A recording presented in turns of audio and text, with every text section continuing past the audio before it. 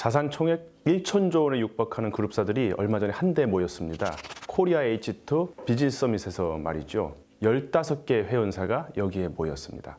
이 모임의 키워드는 수소였는데요. 회원사들끼리 수소 사업 협력을 추진하고 수소 관련 투자 행사를 유치하는 한편 수소 경제 확산을 위해 공조하기로 한 것입니다. 자산 총액 1천조 원에 육박하는 수소 동맹체가 만들어진 셈이죠. 그럼 수소 동맹은 과연 뭘까요?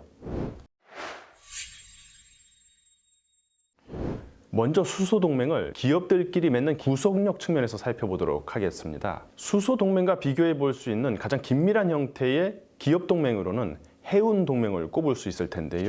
해운동맹은 해운사들끼리 과당 경쟁을 피하기 위해 만든 것입니다. 각 해운동맹에 소속된 해운사들은 선복을 공유하고 해운 장비나 터미널 등을 공동으로 사용하기도 합니다. 해운동맹은 동종업종 사이의 일종의 카르텔이기도 한 셈입니다. 그런 만큼 해운동맹의 가입 여부는 해운사로서는 명운이 달린 문제이기도 합니다. 구속력도 매우 큰 기업동맹이라 할 수 있습니다. 수소동맹은 해운동맹과 같은 구속력이 있지는 않은 것 같습니다. 코리아 H2 비즈니스 서밋의 논의 내용을 보더라도 당장의 사업으로 추진할 것들이라기보다는 앞으로의 계획과 목표 이런 것들을 설정하고 논의를 통해 해결 방안을 도출한다는 내용이 다수를 이룹니다. 그러다 보니 수소동맹이 느슨한 동맹체로 느껴지기도 하는데요.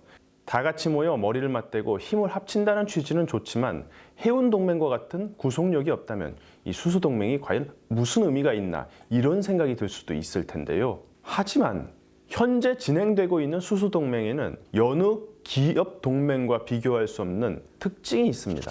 정의선 현대차그룹 회장, 최태원 SK그룹 회장, 신동빈 롯데그룹 회장, 박정원 두산그룹 회장, 최정우 포스코그룹 회장, 김동관 하나그룹 사장 등이 코리아 H2 비즈니스 서밋에 직접 참석했습니다. 그룹사의 한 계열사 대표가 아니라 그룹 총수 혹은 최고위급 인물들이 여기에 직접 참석한 것입니다. 대부분은 오너나 오너 가문 일원이기도 합니다. 코리아 H2 비즈니스 서밋이 얼마나 무게감 있는 모임인지를 보여주는 대목입니다. 그리고 오너들이 수소 경제에 얼마나 진심인지도 알 수 있는 대목이죠. 오너나 오너급이 모여서 논의한 사안들은 구속력 이상의 무게감을 지닐 수 있습니다. 수소 동맹에서 던져진 화두는 어떠한 계약이나 약속보다도 더 강한 집행력을 가질 수 있다는 뜻이죠.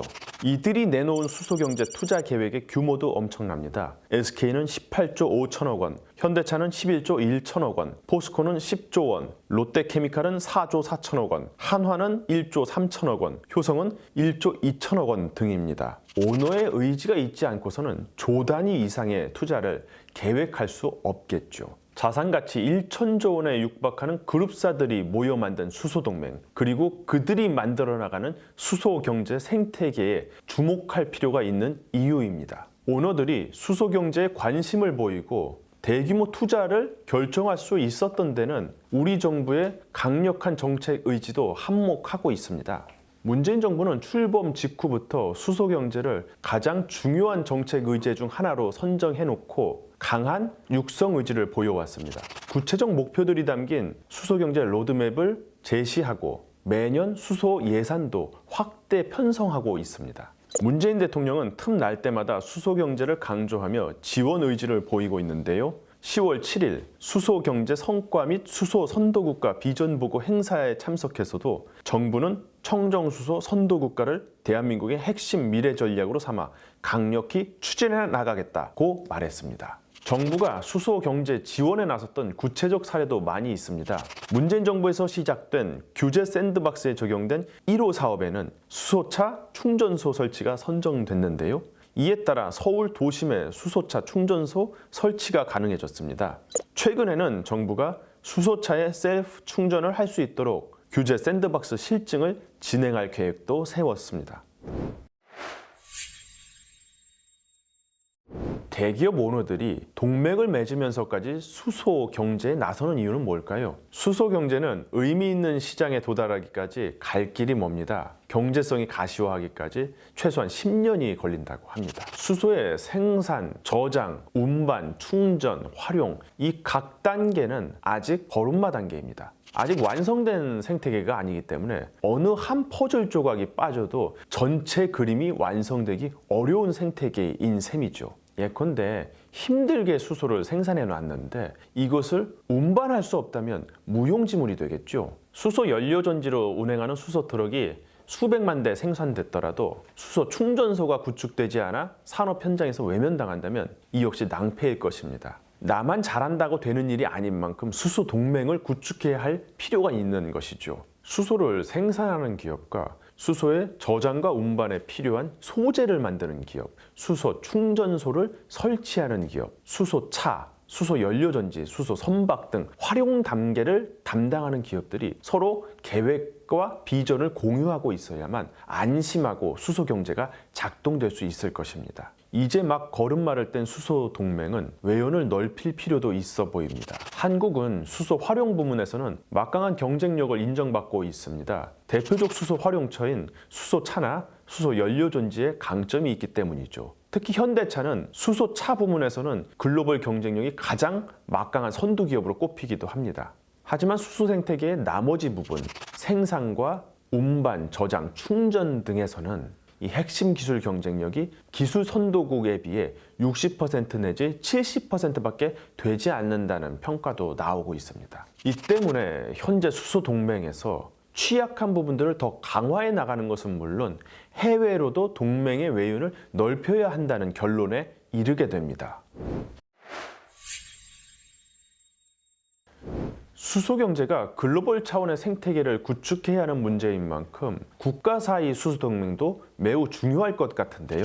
국제에너지기구 보고서를 보면 국가 사이 수소 개발과 관련한 협약을 맺은 사례들이 있습니다. 수소 강국이라 할 수 있는 독일과 일본이 다른 나라들과 활발하게 수소 동맹을 맺고 있다는 것을 확인할 수 있습니다. 우리나라와 호주도 국가 간 협력을 추진하고 있습니다. 국가 사이 수소 동맹은 주로 기술 강국과 재생에너지 부자 나라 사이에 이루어지고 있다는 것을 알 수 있는데요. 호주, 칠레, 모로코, 사우디아라비아, 아르헨티나 이런 나라들은 모두 태양에너지나 풍력 발전에 유리한 곳들입니다. 자연적 환경도 좋지만 인구에 비해 땅이 넓어서 많은 부지가 필요한 재생에너지 발전에 적합한 측면도 있습니다. 수소의 기술 선진국들이 이들과 손을 잡고 연구 개발을 추진해 나가는 데는 이 수소 시대가 도래했을 때 미리 수소를 확보해 놓으려는 포석이 깔려 있는 셈이죠. 수소 경제에서는 너무나도 당연하게 수소 그 자체가 매우 중요합니다. 그런데 한국은 수소 시대에도 화석연료 시대와 마찬가지로 연료를 해외에 의존해야 할 가능성이 많습니다. 녹색 수소를 생산하기에는 재생에너지 발전 여건이 자연적으로 좋지 못하고 부생수소나 계질수소를 생산하기 위해서는 어차피 화석연료가 필요하기 때문입니다. 그런 측면에서 우리 정부의 해외 수소동맹 노력은 이웃이자 경쟁자인 일본 정부와 비교하면 아쉬운 점이 있습니다. 현재 일본은 상당히 치밀하게 수소 확보 전략을 세워놓은 것으로 분석됩니다. 한국이 그리고 한국 기업이 수소의 활용 부문에서 경쟁력을 키울 수 있었던 데는 이 수소 경제를 강력하게 지원했던 정부의 지원 의지가 한몫한 측면이 큽니다. 다만 수소의 생산 부문을 비롯한 우리의 취약한 지점들은 수소 생태계에 빠진 퍼즐일 수도 있습니다. 유영호 연구원은 보고서에서 미흡한 기술력과 한정된 재원, 부존 자원 등을 고려할 때 수소 기술 선도국 및 수소 생산 잠재력이 큰 국가와 공동 연구개발, 공동 프로젝트 등의 구체적이고 실질적 국제 협력을 추진해 글로벌 수소 경쟁력을 확보하고 안정적 수소 공급망을 구축해야 한다. 이렇게 조언합니다. 오늘 수소 얘기는 여기까지입니다. 시청해 주셔서 감사합니다.